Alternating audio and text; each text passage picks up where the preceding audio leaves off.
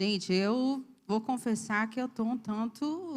Essa responsabilidade é muito grande. Assim, não, a gente vai receber mais e mais, assim, né? Ainda bem que não depende da gente, isso a gente aprende logo no ministério, não é?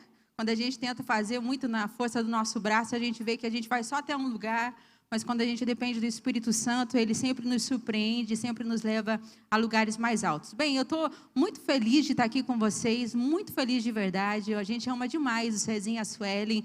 Deus nos uniu em algum momento da jornada e foi um presente para a gente. Eles nos inspiram demais com tudo que o Senhor faz por meio deles, pelo coração que eles têm, pelo reino de Deus, pela humildade que eles carregam, por ver o Espírito Santo movendo de uma forma tão linda, né, no meio do seu povo. Quantas pessoas eles levantaram, o que Deus tem feito nesse lugar nos inspira muito, porque nesse quesito a gente é um embrião ainda, não é que Deus só soprou ali a palavra profética, eu te formei no ventre, né? Então a gente está lá nesse ventre sendo gerado, mas a gente fica feliz, porque quem já andou algumas milhas pode ensinar aqueles que estão começando, não é?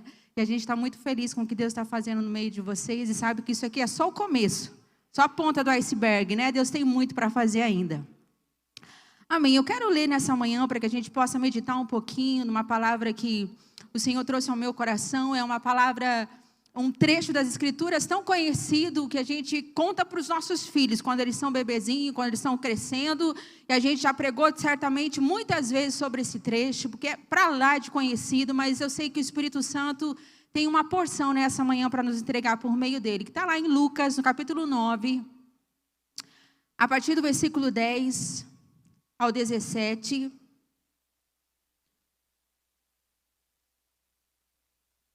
Lucas, capítulo 9, do versículo 10 ao 17. Diz assim: Ao voltarem os apóstolos, relataram a Jesus o que tinham feito. Então ele os tomou consigo e retiraram-se para uma cidade chamada Betsaida. Mas as multidões ficaram sabendo e o seguiram. Ele as acolheu e falava-lhes acerca do reino de Deus e curava os que precisavam de cura. Ao fim da tarde, os 12 aproximaram-se dele e disseram: Manda embora a multidão, Jesus, para que eles possam ir aos campos vizinhos e aos povoados e encontrem comida e pousada, porque aqui estamos num lugar deserto. Ele, porém, respondeu: Deem-lhes vocês algo para comer.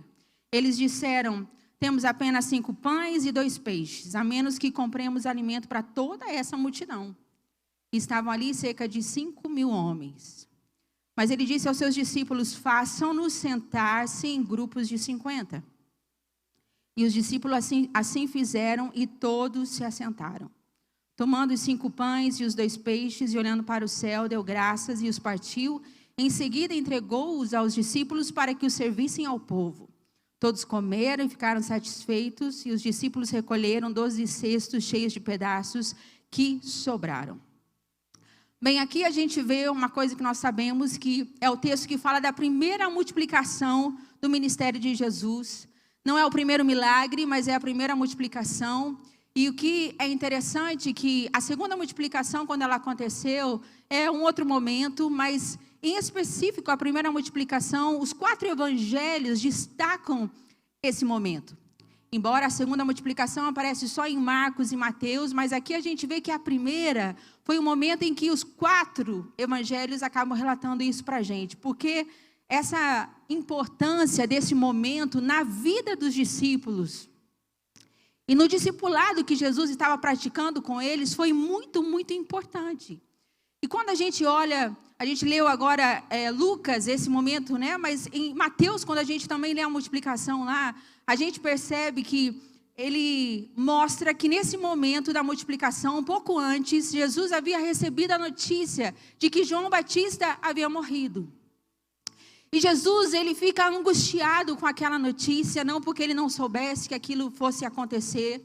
Então Jesus entra num barco, chama os discípulos, que acabam de chegar daquele momento maravilhoso, daquela maratona, onde eles haviam sido ungidos por Jesus, e eles operaram milagres em nome de Jesus, eles expulsaram demônios, eles viram muitas coisas, e eles estavam muito animados, e eles estavam naquela expectativa de quando você é bem sucedido numa tarefa, quando algo dá certo no ministério, você quer propagar para todo mundo, né? Então eles estavam lá postando nas redes sociais, eles estavam muito empolgados, e é exatamente justamente nesse momento, quando eles chegam para relatar a Jesus, que Jesus os convida a entrar no barco para que eles possam atravessar. Mas Jesus, ele está angustiado nesse momento. Ele está vivendo aquele momento de ver uma injustiça acontecendo, sofrida na morte de João Batista. Para Jesus não era um problema saber que João Batista tinha adentrado a eternidade, mas ele estava sofrendo com aquilo por ver aquela injustiça por um homem, um profeta, um homem de Deus ter morrido porque confrontava o pecado de uma geração. Então Jesus estava com aquele sentimento. Jesus, humanamente falando, ele está vivendo aquele momento desafiador, porque ele era Deus, mas ele era homem.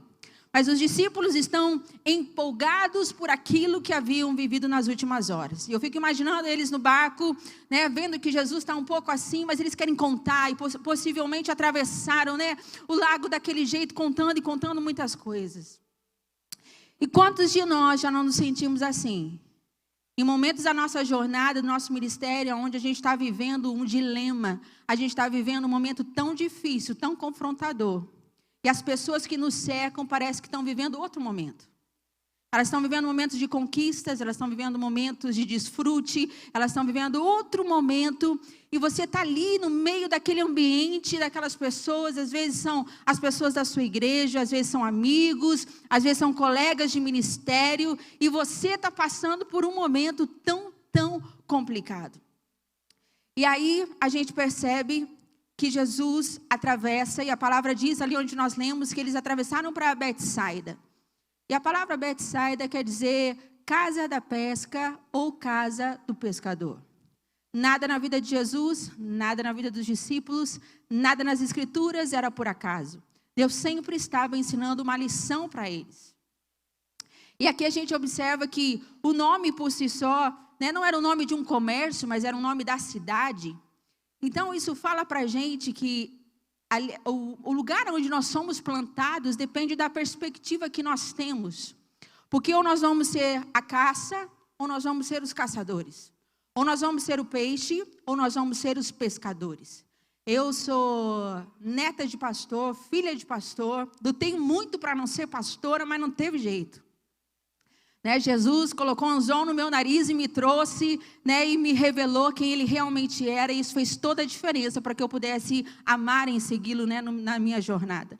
Mas desde pequena eu ouvia na casa dos meus avós, que pastoreavam no Rio Grande do Sul na época, de que a cidade onde eles estavam era um cemitério de pastores. Então, assim, aí depois a nossa cidade, quando meus pais começaram a pastorear, a gente ia em muitos ambientes onde tinham pastores, e você ouvia essa mesma história. Não, porque aqui é difícil. Não, porque lá do outro lado do Brasil é mais fácil. Porque se você tem uma igreja aqui de tantas pessoas, é porque você teria uma de não sei quantos já não estiverem em cemitério de pastores, não é? E eu percebi que, na verdade, quando Deus te planta num lugar como Betsaida, quando Deus te planta em um lugar como Betsaida, Ele está dizendo assim: eu coloquei nas suas mãos a escolha de determinar o que esse lugar vai se tornar para você. Ou você vai ser a pesca, ou você vai ser o pescador, ou você vai ser a caça, ou você vai ser o caçador. E isso é tão verdade em nossa vida, porque a gente vê que em qualquer lugar que Deus nos planta, quando nós estamos olhando para o chamado de Deus, quando nós estamos ouvindo a voz dEle, quando nós estamos com os nossos enfrentamentos, mas sendo as nossas experiências na jornada com Jesus, nós percebemos que os frutos começam a nascer. E aquilo que as pessoas falam, onde não há possibilidade, onde não há frutificação, onde uma igreja não pode ser relevante, passo a passo, o Espírito Santo vai fazendo uma obra tremenda e uma obra linda na nossa vida. E Jesus, então, os conduz a esse lugar. E quando Jesus chega em Betsaida, Ele chega com o direito que todos nós temos, com o direito de chorar, com o direito de se sentir triste, abalado por aquilo que ele estava vivendo. Afinal de contas, né, João Batista havia acabado de morrer daquela forma. Quantas vezes nós já não chegamos em algum lugar com os nossos direitos, com carga sobre os nossos ombros, dizendo assim: gente, pelo amor de Deus, alguém pode pregar no meu lugar esse final de semana? Eu não tenho condições de aconselhar, não é possível que eu vou ter que atender esse casal. Deus, o Senhor não está vendo. não está vendo o meu estado emocional, o Senhor não está vendo como eu estou, e agora eu tenho que atender fulano, beltrano, eu tenho que encorajar pessoas quando eu estou precisando ser encorajado, Senhor. E aí a gente observa que quando a multidão viu Jesus entrar no barco, a palavra fala que eles saíram correndo à margem, e quando Jesus chegou no barco do outro lado, para o seu direito de recolhimento, para o seu direito de viver aquele momento de frustração, a multidão já estava lá. Isso também fala para a gente que muitas vezes a gente não vai estar no barco, muitas vezes a gente é a própria multidão. Aonde o Espírito Santo está soprando, às vezes a gente vai precisar correr para encontrar a voz do Senhor. Às vezes a gente vai precisar caminhar de uma forma muito mais difícil para discernir a voz do Espírito Santo, aquilo que o Senhor deseja falar em nosso coração. Isso fala de movimento. Aonde o Espírito está soprando, nós precisamos estar. Aonde Deus está falando nessa hora, nós precisamos estar. Se é tempo de estar no cenáculo, se é tempo de jejuar mais, se é tempo de se aprofundar mais na palavra do Senhor, dizendo, Senhor, eu não quero estudar a palavra para pregar no domingo, mas eu quero permitir com que a Tua palavra me lavre, com que a Tua palavra me enche, então é nesse lugar que eu quero estar, Senhor. E aí Jesus foi para aquele lugar, e aí a gente percebe que as pessoas já estavam lá. A Bíblia fala que quando ele chega, ele não se separou, ele não foi para um lugar para poder desfrutar daquele momento, se aliviar, porque muitas vezes ele fez isso, ele foi a orar, ele saiu ao monte para orar, mas naquela ocasião Jesus estava ali e fala que ele falava do reino de Deus, e ele curava as pessoas.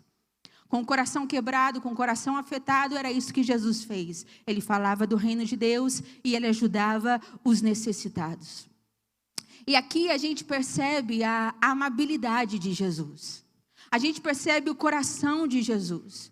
Irmãos, nos dias mais difíceis da nossa vida é onde o nosso coração é mais provado, é mais testado.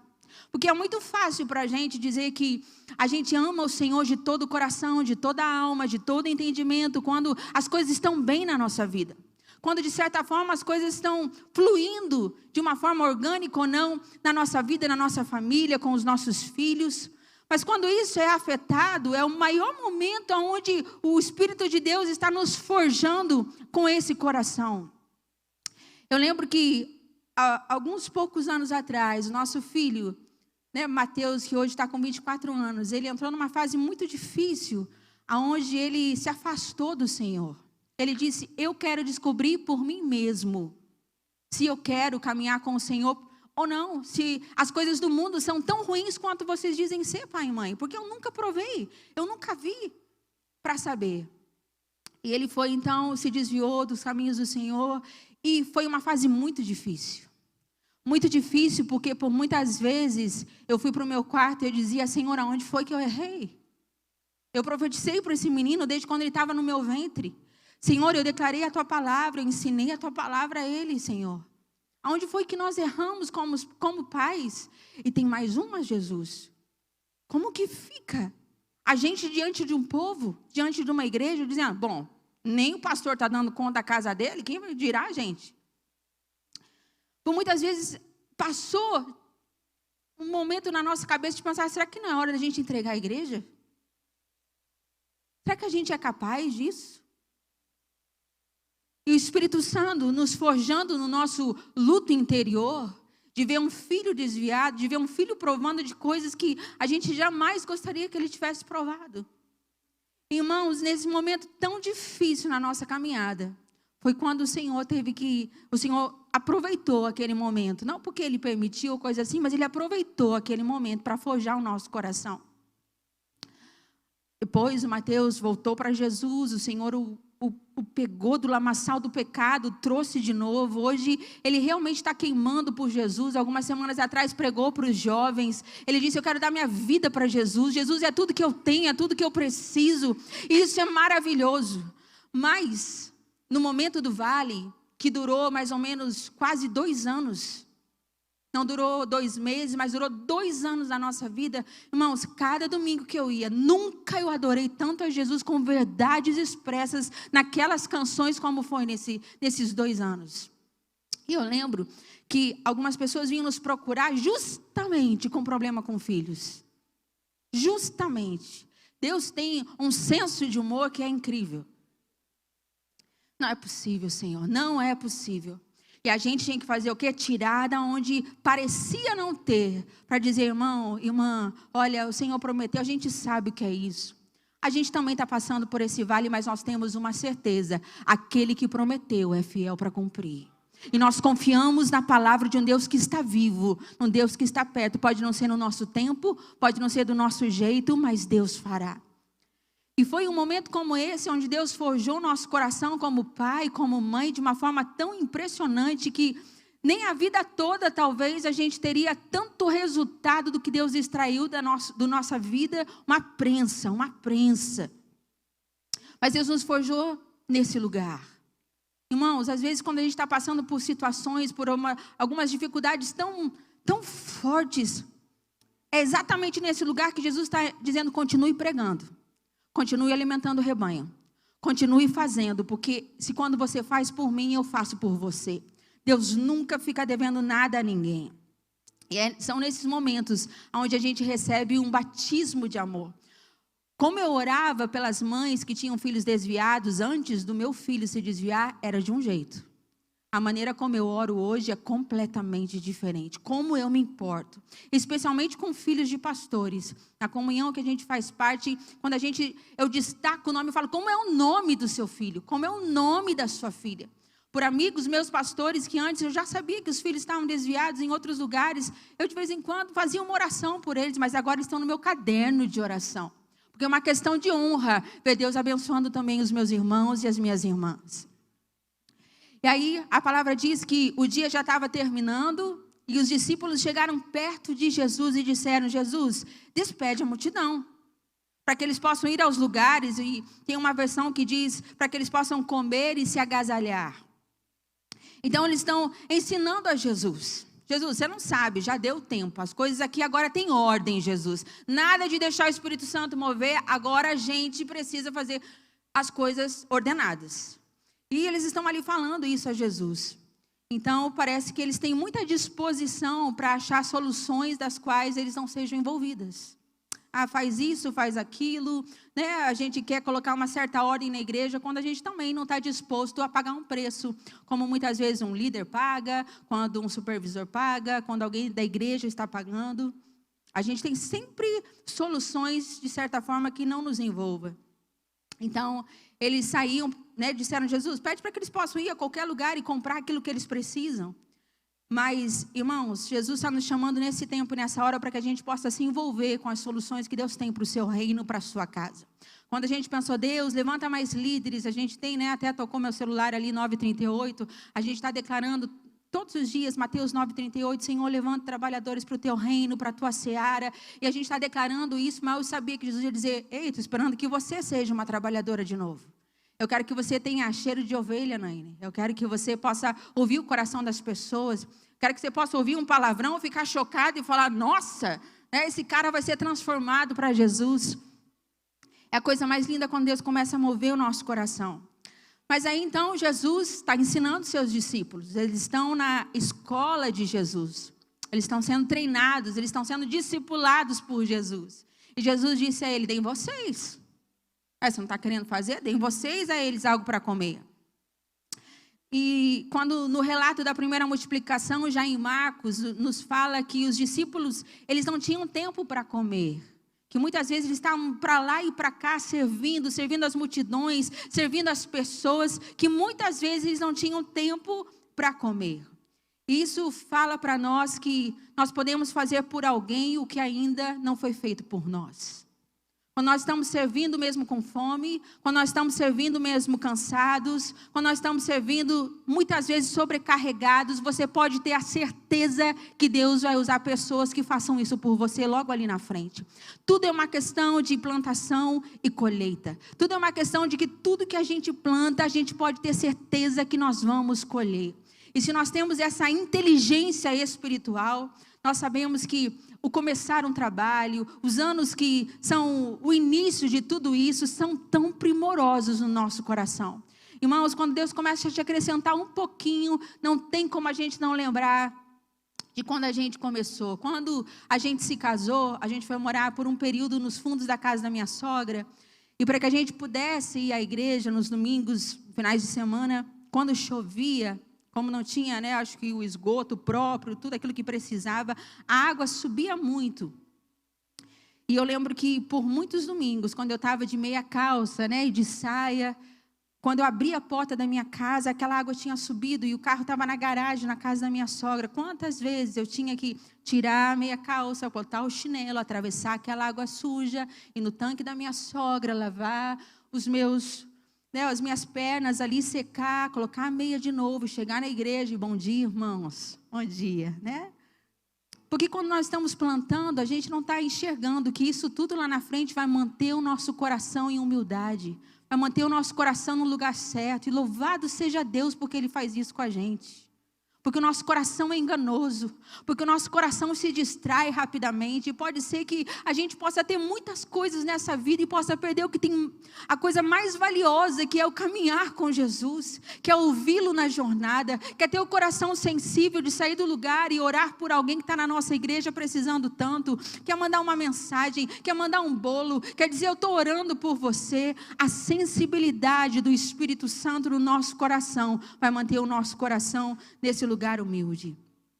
Então os discípulos estão dizendo, manda essa gente aí, para comprar comida, porque eles mesmos não tiveram tempo para comer. E aí a gente vê que fazer pelo outro o que já fizeram por nós, isso é empatia. Mas fazer pelo outro aquilo que ainda não foi feito por nós, isso é fé. Isso é fé. E é assim que nós nos movemos. Em Marcos, a gente vê os discípulos perguntando assim, mas Jesus, como a gente vai fazer isso? Sabe aquelas coisas que você pensa, Deus, como eu vou fazer? Eu não tenho recurso, eu não tenho as pessoas, eu não sei como isso vai dar certo, eu não tenho condições de fazer isso. E às vezes a gente está falando de estratégia com Deus. Deus me dá uma estratégia, Deus me dá uma estratégia. A gente está copiando algumas coisas, achando que essas coisas podem trazer resultado. Mas enquanto a gente está falando de estratégia com Deus, Deus está falando de poder com a gente. Quando os discípulos fizeram essa pergunta, ele estava dizendo, eu quero me revelar a vocês. E aí o Marcos relata Jesus dizendo, descubram quantos pães nós temos aqui.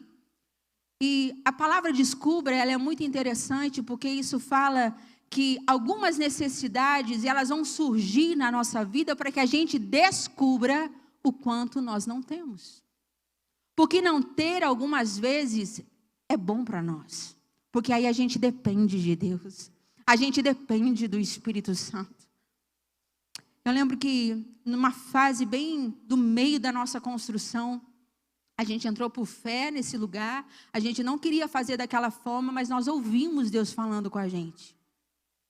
Então começamos ali dizendo, vamos fazer uma primeira etapa. Aparentemente a gente tinha um valor para uma primeira etapa, depois as outras a gente vai fazendo. Mas no meio da primeira etapa houve um transtorno, até a economia foi afetada naquele momento e as coisas estavam muito difíceis. E eu lembro que teve uma semana em que o departamento financeiro da igreja falou assim, olha, a gente não vai ter para concluir para os pagamentos das nossas contas nessa semana. Está muito difícil, a gente não sabe o que está acontecendo, as finanças não estavam entrando. E naquela ocasião, um dos nossos pastores foi enviado para abrir uma igreja em Blumenau, e a gente teve que assumir a equipe de liderança dele, porque ainda nós não sabíamos o que íamos fazer com aqueles líderes. E eram líderes de muitos anos na casa, muitos e muitos anos.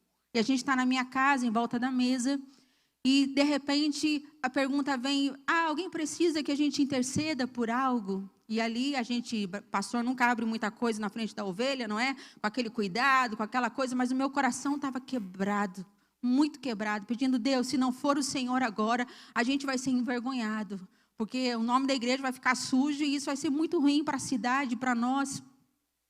E a gente estava clamando por um milagre. Eu falei, gente, eu quero pedir por um milagre. Eu quero pedir que o Senhor venha com intervenção, porque a gente não sabe o que aconteceu, as finanças reduziram, e a gente está muito angustiado com isso, porque isso também fala do nome do Senhor. A casa dele não pode ficar devendo, isso não pode acontecer. E eu estou ali, eu estou chorando, porque aquilo estava apertando o meu coração, e nós oramos um tempo. E uma senhorinha da nossa igreja, que foi discípula da minha avó, quando minha avó é pastora ainda, né? Foi discípula da minha avó, foi discípula da minha mãe, e agora ela é nossa discípula. Então você pensa que ela é uma senhorinha já, né? Mas é uma mulher cheia do Espírito Santo, de um vigor incrível. E ela está nessa reunião. E nós estamos ali, ela está ali falando em línguas, ela está movida pelo Espírito Santo, e nós estamos ali quebrantados. Quando termina, ela diz assim: olha, pastora, eu tenho um valor ali que eu deixo na minha poupança, que é para uma urgência nossa, que eu vou guardando aos pouquinhos, que eu fui guardando ao longo do tempo. E eu senti do Espírito Santo que eu devo emprestar esse valor para a igreja pelo tempo que vocês quiserem. Porque eu não vou ter emergência agora, porque eu não vou morrer agora, porque muita coisa não vai acontecer agora. Então eu sinto do Espírito Santo de abençoar a casa do Senhor. E, gente, era exatamente o valor que nós precisávamos para cobrir tudo aquilo que a gente tinha durante aqueles dias. E eu vi Deus tirando do lugar mais improvável, suprindo, porque não se trata de dinheiro, se trata de poder de Deus e experiências com Deus no processo, e isso é maravilhoso.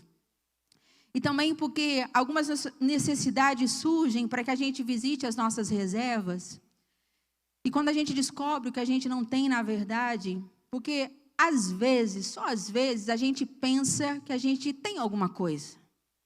Às vezes a gente pensa que já chegou num lugar onde as pessoas têm que nos honrar, onde as pessoas precisam fazer coisas por nós.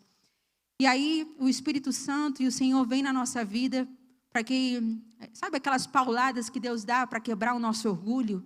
Muitas vezes Deus faz isso na jornada. Quando Ele vê que a gente está crescendo muito, Ele precisa dar uma paulada no nosso orgulho, para que a gente possa continuar em humildade diante da presença do Espírito Santo. Porque a gente pode ter muito agora, mas ninguém garante que a gente vai ter muito amanhã. O que Ele garante é que Ele vai estar conosco todos os dias da nossa vida. Essa é a convicção que nós temos. Então eles voltaram e disseram a Jesus: nós não temos, Jesus, a não ser 5 pães e 2 peixes. Na verdade, nós sempre temos alguma coisa para oferecer. Todos nós temos algum tipo de dom, algum tipo de talento para oferecer ao Senhor. Alguma expertise, alguma coisa que Deus nos dá, é verdade. Nós sempre temos algo para oferecer, mas, na verdade, não é tudo o que nós precisamos. O que nós mais precisamos e o que é suficiente para nós é a presença do Espírito de Deus, transformando tudo que temos em grandes milagres na jornada da nossa vida. E aí, a gente vê ali, estavam ali quase 5.000 pessoas. Então, Jesus disse aos discípulos: os façam assentar. E é nesse ponto que eu quero chegar agora dessa palavra, porque o primeiro e grande desafio dos discípulos não era levantar uma geração, mas era ensinar uma geração a se assentar. Essa foi a missão que Jesus deu a eles. Façam com que eles possam se assentar. No mundo onde a gente está vivendo, onde cada vez mais as pessoas buscam holofotes, buscam mostrar o que têm, o que podem, o que são, Jesus nos convida ao caminho inverso. Ele nos chama ao lugar: se você quer comer comigo, se você quer comer de mim, então você precisa se assentar. E isso, como líderes e pastores, fala muito também de um coração humilde. Quando a gente senta para mostrar as nossas vulnerabilidades, as nossas fragilidades, as pessoas que podem nos alimentar, as pessoas que podem nos curar. Nem sempre é como a gente imagina, nem sempre é como a gente gostaria que fosse, mas é o que é necessário para que o Senhor traga tudo aquilo que a gente precisa. Então eles precisavam comer, mas eles precisavam se assentar. E estar sentado é uma posição de quem sabe que algo será servido e precisa receber. Irmãos, essa hora é tão necessária para nós. Para os próximos passos que nós vamos dar, para a próxima década que nós vamos viver, para a próxima geração que nós vamos ter que enfrentar. Eu sinceramente muitas vezes olho e falo: Senhor, não é por força nem por violência, mas é pelo Teu Espírito Santo. Porque nós não temos condições alguma de conseguir chegar a essa geração com entretenimento, com coisas desse mundo que possam dar uma sacada para eles de que a gente é muito diferente. É claro, a gente inova, a gente precisa caminhar no nosso tempo, na nossa hora, mas não são essas coisas que trarão essas pessoas para dentro das nossas igrejas. Mas é ensiná-los a conhecer a um Jesus que é vivo na nossa própria vida, que é verdade na nossa própria vida, que é verdade na nossa casa, dos nossos discípulos, dos nossos líderes. E o Senhor está nos convidando nesse tempo a sentar para que a gente possa ser saciado.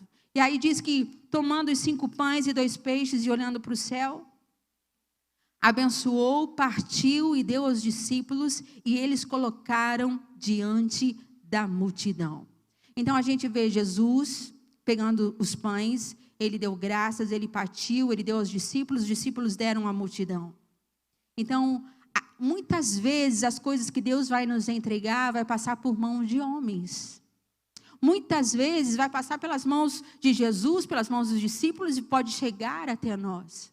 Muitas vezes Deus vai usar pessoas e sempre vai usar pessoas para nos abençoar, para falar o nosso coração, para nos trazer para perto de novo, para confrontar a nossa vida, para que a gente possa andar uma milha a mais. Então a gente vê que o pão passou por mãos de pessoas.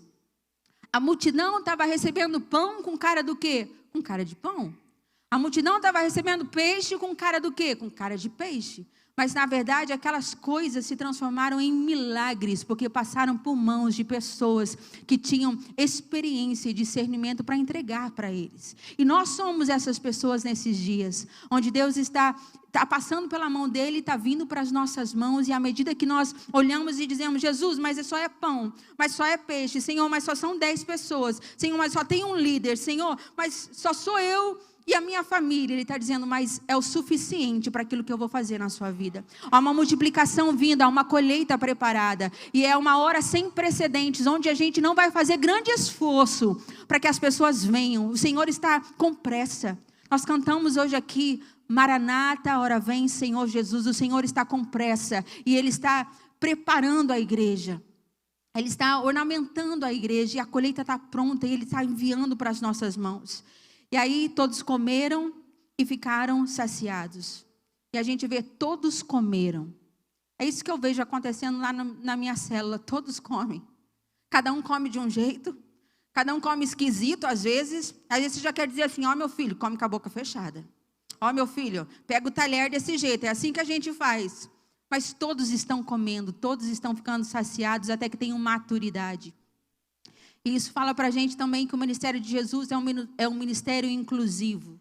Não é inclusivo para o pecado, não é inclusivo para que a gente possa fazer as coisas de qualquer jeito, mas é um ministério inclusivo, onde todos podem comer. Onde Maria de Magdala pode comer, onde os galileus podem comer, onde os eruditos podem comer, onde todos podem se assentar à mesa. E aí isso fala que a nossa permanência nesse lugar, nossa permanência no lugar de provisão, é que vai determinar como a gente vai sair dele. Aquela experiência daqueles discípulos pôde lá na frente ser um marco na vida deles, para que eles pudessem operar sinais e maravilhas da parte de Deus. Irmãos, pequenas coisas, pequenos pães e peixes que estão nas nossas mãos hoje, são um treinamento de Jesus, para que a gente possa conquistar coisas maiores que Ele ainda vai derramar sobre a vida, sobre a nossa vida, sobre o nosso coração, sobre a nossa família, sobre a nossa igreja, sobre o futuro da nossa nação, que tanto precisa de homens e mulheres como nós, para que o Evangelho possa crescer e se dissipar por todos os lugares. E quando os discípulos disseram para Jesus parar de pregar, dizer assim, Jesus, manda esse pessoal aí para comer e para se agasalhar, porque a Bíblia Almeida Fiel fala dessa forma, né, para que eles possam se agasalhar. É interessante porque as pessoas precisavam de comida e de agasalho, porque eles estavam num lugar deserto, já devia estar frio, e os discípulos identificaram a necessidade que as pessoas tinham naquele lugar. Mas a gente percebe que Jesus deu apenas comida naquele dia. Ele não disse, tá bom, gente, me dá aqui uma blusa e eu vou multiplicar a blusa para todo mundo, para que todo mundo fique quentinho. Não. Jesus não sarou todas as necessidades no mesmo momento, porque Ele não queria sobrecarregar um grupo só. Às vezes, quando nós queremos fazer muitas coisas ao mesmo tempo, nós precisamos tomar o cuidado de não sobrecarregar as mesmas pessoas, que não são capazes de dar tudo ao mesmo tempo. Elas vão nos dando ao longo da jornada. Isso fala para a gente que nós não podemos também resolver tudo. O pastor vê um monte de coisa na igreja, mas a ovelha não vê como pastor. E aí você tem que ensinar a ovelha, você tem que treinar a ovelha, para que ao seu tempo a ovelha comece a extrair a lã que nós precisamos. Mas o pastor tem a visão maior, mas o próprio Jesus, quando viu necessidades, ele não tratou de saná-las no mesmo momento. Isso fala para a gente que nós não podemos resolver tudo ao mesmo tempo. Isso fala para a gente que nós precisamos aprender a estabelecer prioridades na nossa vida. Como nós estamos fazendo as coisas. Eles estavam vestidos, eles não estavam nus. Mas o que eles sugeriram a Jesus naquela ocasião é que Jesus pudesse dar uma blusa a mais, um casaco a mais. Isso fala que quando você não puder fazer tudo, faça tudo o que você pode fazer. Quando você não puder fazer tudo, faça tudo o que você pode fazer. E quem caminha com Jesus deve saber, e eu termino aqui, quem caminha com Jesus deve saber que algumas coisas Ele faz, e outras Ele nos diz, suporte mais um pouco. Algumas vezes Ele vai multiplicar algumas coisas na nossa vida, mas outras Ele não vai nos dar no momento que nós achamos que Ele deveria nos dar. Jesus continua multiplicando seus pães, seus 5 pães e os seus 2 peixinhos. E eu sei que essa é uma coisa que Deus tem falado tanto ao meu coração, que é uma hora onde eu preciso parar de olhar pão como pão, peixe como peixe, de achar que eu preciso de 200 denários, de achar que eu preciso ficar falando para Jesus as minhas estratégias, as minhas alegrias, quando Ele quer falar as suas verdadeiras motivações ao meu coração. Eu quero chamar a equipe de louvor, por favor. E eu quero orar com você nessa manhã, pedindo ao Espírito Santo que Ele possa realmente dar um batismo de amor. Um batismo de amor. Eu sei que o ministério já fala para nós o que nós estamos fazendo. Nós estamos numa jornada de amor, mas às vezes é tão necessário um batismo maior. E o Espírito Santo deseja fazer isso por meio de nós e através de nós. E nós queremos dizer, como grandes homens de Deus disseram ao longo de toda a sua jornada, eis-me aqui, Senhor, envia-me, envia-me. Ajuda-me a abrir os meus olhos. Ajuda-me, Senhor, a estar no barquinho, atravessando o lago, o mar e poder entender que o Senhor está dentro do barco, que o Senhor tem coisas para revelar ao meu coração. Espírito Santo. Doce Espírito Santo, nós amamos